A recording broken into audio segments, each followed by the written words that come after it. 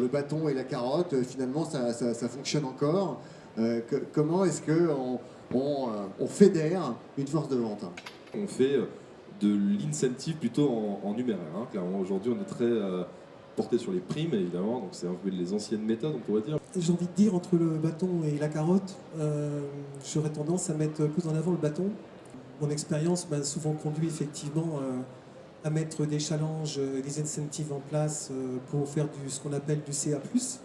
Donc on a les individus qui ont gagné 3 ou 4 téléviseurs en l'année, donc on se demande si c'est encore vraiment utile. Et ce caractère exceptionnel, c'est pas effectivement plusieurs opérations incentives. Je me demande si on est encore dans l'incentive quand on parle de 5 ou 6 opérations par an. Peut-être que cette notion d'accompagnement de l'entreprise jusqu'au bout de l'incentive et de sa récompense est une piste à creuser.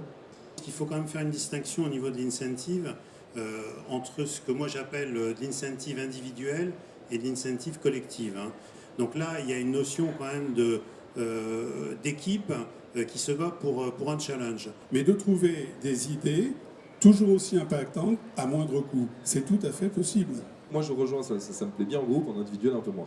Et en groupe, voilà, on peut organiser des événements, des compétitions sportives ou je ne sais quoi, et pas besoin d'aller à l'autre bout du monde, quoi, clairement.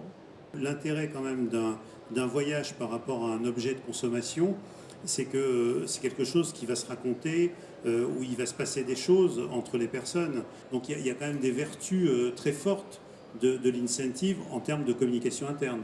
L'efficacité de l'incentive ne s'est jamais démentie. Lorsqu'on prétend que l'incentive n'est pas une charge, n'est pas une dépense, c'est le bon sens. Ça m'est arrivé, moi, quelquefois d'avoir des personnes, des équipes commerciales qui étaient à 130-140% d'objectifs, d'avoir eu envie de mettre une récompense et de ne pas pouvoir le faire. Et on comprend mal qu'on n'accompagne pas ça par des incentives qui nous racontent un peu le pourquoi, le comment et un peu l'historique de l'entreprise et ses objectifs dans un sens peut-être plus global. J'ai toujours dit que l'incentive collait à la stratégie de l'entreprise. C'est le bon sens. Et les hôtels, etc., apportent en général des solutions. Alors que moi, je dis que les agences apportent une stratégie. Ça doit rester quelque chose de plaisant. C'est du domaine véritablement de la convivialité. Ça doit être signifiant. Et dans chaque incentive, il se passe toujours des moments magiques. Et à certaines heures pâles de la nuit, les personnalités se révèlent.